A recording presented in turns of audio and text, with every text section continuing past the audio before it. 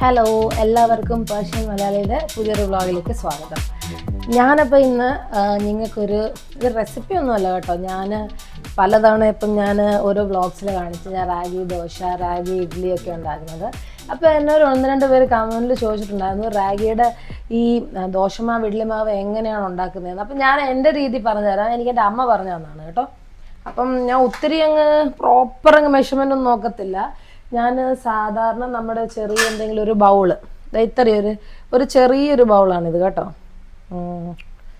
ഇത്രയേ ഉള്ളൂ size, steel ബൗളിൻ്റെ. അപ്പോൾ ഇത് വളരെ ചെറിയ ബൗളാണ്. അപ്പോൾ ഇതിലാണ് ഞാൻ എൻ്റെ മെഷർമെൻറ്റ് എടുക്കുന്നത്. ഞാൻ എടുക്കുന്ന മെഷർമെൻറ്റ് എന്ന് പറഞ്ഞാൽ ഒരു അഞ്ച് പേർക്ക് ഇഡ്ഡലിയും ദോശയൊക്കെ ഉണ്ടാക്കാനുള്ളൊരു പ്രൊപ്പോർഷനാണ് ഞാൻ പറയുന്നത്. ഒരു മെഷർമെൻറ്റാണ് ഞാൻ പറയുന്നത് കേട്ടോ, അളവ്. അതിലേക്ക് ഞാൻ എടുക്കുന്നത് ഉഴുന്ന്, പിന്നെ കുറച്ച് അരി, പിന്നെ റാഗി, കുറച്ച് ഉലുവ. അപ്പം അതിൻ്റെ എന്ത് മെഷർമെൻറ്റ്സ് ആണെന്ന് ഞാനിപ്പോൾ കാണിക്കാം.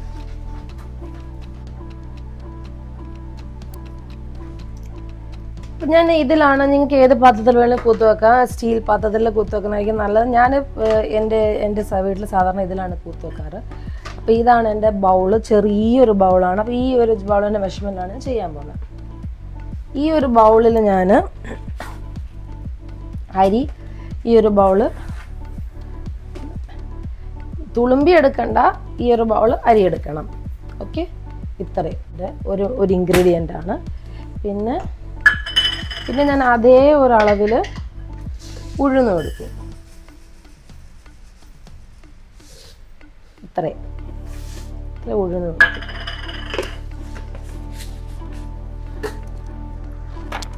ഇതിലേക്ക് തന്നെ ഇതാണ് റാഗി, നമ്മുടെ പഞ്ഞിപ്പുല്ല്. ഞാൻ ഇവിടെ വാങ്ങി വെച്ചിട്ടുണ്ട്. അപ്പോൾ ഇതൊരു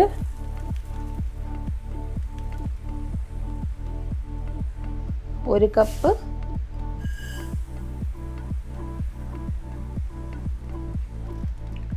2 കപ്പ് ആൻഡ് കുറച്ച് ഒരു ടീസ്പൂണോളം ഉലുവ.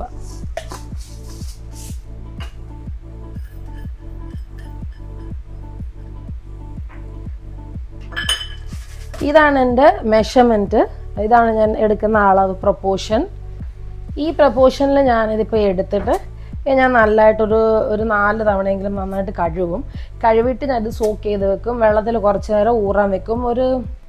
മിനിമം ഒരു 4 മണിക്കൂറെങ്കിലും വെക്കണം. ഞാനൊരു 6 മണിക്കൂറൊക്കെ വെക്കാറുണ്ട്. എന്നിട്ട് വൈകുന്നേരം ഞാൻ ഇത് അരച്ചെടുക്കുമ്പം നമുക്ക് കഴിക്കാൻ ചോറ് വെച്ചിട്ടുണ്ടല്ലോ, ആ ചോറിൻ്റെ ഒരു ശകലം എന്ന് പറഞ്ഞാൽ 1 ടേബിൾ സ്പൂൺ ചോറിട്ടിട്ട് ഇത് അരച്ചിട്ട് ഞാൻ എടുത്ത് വെക്കും. രാവിലെ ആകുമ്പോൾ ഇത് നല്ലതായിട്ട് നമുക്ക് ഫെർമെൻ്റായി പൊങ്ങി വരും, പുളിച്ച് പൊങ്ങി വരും, ഉഴുന്നൊക്കെ ഉള്ളതുകൊണ്ട്. പിന്നെയാണ് മാവ് യൂസ് ചെയ്യുക. അപ്പോൾ ഇതിപ്പോൾ ഞാൻ കുതിർത്ത് വെക്കുന്ന സമയത്ത് ഞാൻ എടുത്ത വീഡിയോ ആണ്.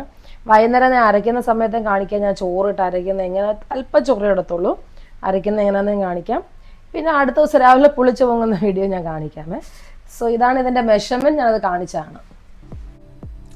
ഹായ്, അപ്പം ഞാൻ രാവിലെ കൂത്ത് വെച്ച് ഞാൻ എല്ലാവർക്കും പ്രൊപ്പോർഷൻ പറഞ്ഞിട്ടുണ്ട്. ഒരു ചെറിയൊരു ബൗളിന് എടുത്തിരുന്ന് അതിൽ 1 ബൗള് ഉഴുന്ന്, 1 ബൗൾ അരി, ഫുൾ നിറച്ചെടുക്കണ്ട. പിന്നെ റാഗി 2 ബൗളും നിറച്ച്, പിന്നെ കുറച്ച് ഉലുവ, 1 ടീസ്പൂൺ ഉലുവ. അതാണ് ഞാൻ കൂത്ത് വെച്ചത്. ഇപ്പോൾ 6 മണിക്കൂർ 7 മണിക്കൂർ ആയിട്ടുണ്ട്. ഇനി ഞാൻ ഇത് അരയ്ക്കാൻ പോവാണ്. കുറച്ച് ചോറ് ഉച്ചക്കത്തെ ഞാൻ മാറ്റി വെച്ചിട്ടുണ്ട്. ഇത്രയും വിടണ്ട, ഞാൻ ഇത്ര മാറ്റി വെച്ചെന്നേ ഉള്ളൂ, കാണിക്കാം.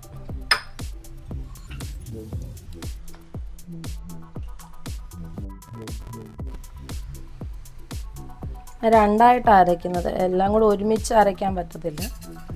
ഞാൻ ഈ എടുത്ത മെഷർമെൻറ്റിലാണെങ്കിൽ ഞാനിപ്പോൾ 2ആയിട്ടാണ് അരയ്ക്കാൻ പോകുന്നത്.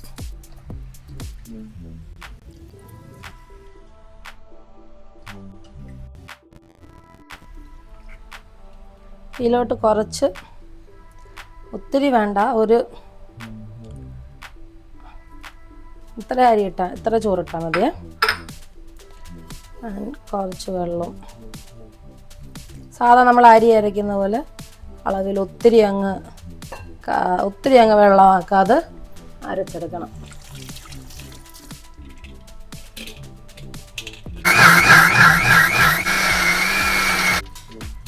ഇതാണ് അരച്ച മാവ്. ഇനി കുറച്ചും കൂടെ അരയ്ക്കാനുണ്ട്. ഇതിൻ്റെ മാവ് ഈ കളറിലായിരിക്കുന്നത് കണ്ടില്ല, റാഗിയുടെയും പിന്നെ ബാക്കി മാവിൻ്റെ കൂടെ കളർ. കുറച്ചും കൂടി ഇനി എനിക്ക് അരയ്ക്കാനുണ്ട്.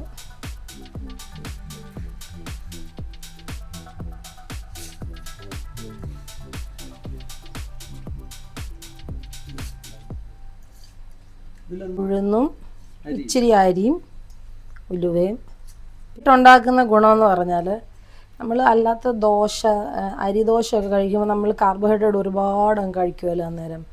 അപ്പോൾ അത് കാർബോഹൈഡ്രേറ്റിൻ്റെ കണ്ടൻറ്റ് ഇങ്ങനെ റാഗി ഒക്കെ ഇട്ടുണ്ടാക്കുകയാണെങ്കിൽ നമുക്ക് കാർബോഹൈഡ്രേറ്റിൻ്റെ ഇൻടേക്ക് കുറച്ച് കുറയ്ക്കാൻ പറ്റും. അപ്പോൾ കുറച്ച് അരിയൊക്കെ അല്ലേ ഇതിലിടുന്നുള്ളൂ, അതുകൊണ്ട്. പിന്നെ ഉഴുന്ന് പ്രോട്ടീനാണല്ലോ, അപ്പോൾ കുഴപ്പമില്ല. ഷുഗറുകാർക്കൊക്കെ നല്ലതാണ്.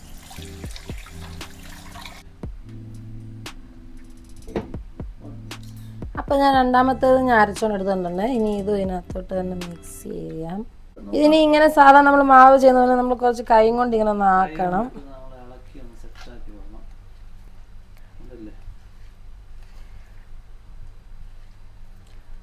പണ്ടൊക്കെ അമ്മമാരൊക്കെ നമ്മുടെ അരിയിൽ കല്ലിൽ ഇങ്ങനെ ആട്ടിയെടുക്കുമ്പോൾ ഇങ്ങനെ കൈ കൊണ്ട് ഇങ്ങനെ ഇളക്കി ആ ഒരു ഓർമ്മ നമുക്ക് വരുന്നുണ്ട്. ഇതിങ്ങനെ കാണുമ്പോൾ ഈ ഒരു സീൻ കല്ലിൽ എൻ്റെ വീട്ടിലൊക്കെ പണ്ടുണ്ടായിരുന്നു. അതിനെന്താ ആട്ടുകല്ല് അല്ലേ, ആട്ടുകല്ല്. അപ്പോൾ അത് ഇരുന്നിട്ട് അവരിങ്ങനെ ഇങ്ങനെ മാവാട്ടിയെടുക്കുക. അപ്പോൾ ഇതാണ് മാവ്. ഇതാണ് മാവ്. ഇനി നാളെ രാവിലെ ഞാൻ കാണിക്കാം പുളിച്ചിട്ട് എങ്ങനെ ആയിരിക്കും. അല്ലെങ്കിൽ രാവിലെ ഇത് ഒത്തിരി അങ്ങ് ചാടി, ചില സമയത്ത് നല്ല ചൂടുള്ള സമയമാണെങ്കിൽ നല്ല പുളിച്ച് ചാടും. ഇപ്പം നാളെ രാവിലത്തെ ഞാൻ എങ്ങനെയാണെന്ന് വെച്ചാൽ കാണിക്കാം. എന്തായാലും പുളിക്കും, ഒത്തിരി അങ്ങ് ചാടിയാലും പുളിക്കും. നമുക്ക് അതിലൊരു സ്മെല്ല് വരും, നമുക്ക് അറിയാം പുളിച്ചെന്ന്. അന്നേരം എടുത്ത് ഫ്രിഡ്ജിൽ വെക്കാം, അല്ലെങ്കിൽ ഇമീഡിയറ്റ്ലി യൂസ് ചെയ്യാം. പിന്നെ ഒരു 2-3 ദിവസം മാക്സിമം യൂസ് ചെയ്യാം. അതുപോലെ യൂസ് ചെയ്താൽ നമുക്ക് ടേസ്റ്റ് തോന്നത്തില്ല. അതിപ്പോൾ ഈ സാധാരണ മാവിൽ നമുക്ക് തോന്നത്തില്ല.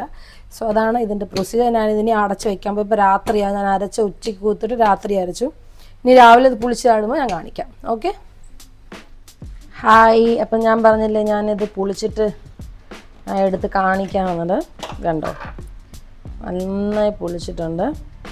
ഞാൻ ഇന്നലെ എടുത്ത് വെച്ചിരുന്നതാണ് രാത്രി പുളിക്കാൻ വേണ്ടിയിട്ട്. നല്ലതായിട്ട് പുളിച്ചിട്ടുണ്ട്. നമ്മളെന്താ വെച്ചാൽ നമ്മൾ ചെറുതായിട്ട് തവി വെച്ച് ഇങ്ങനെ ഇളക്കിക്കുക. കണ്ടോ, നന്നായി പുളിച്ചിട്ടുണ്ട് മാവ്.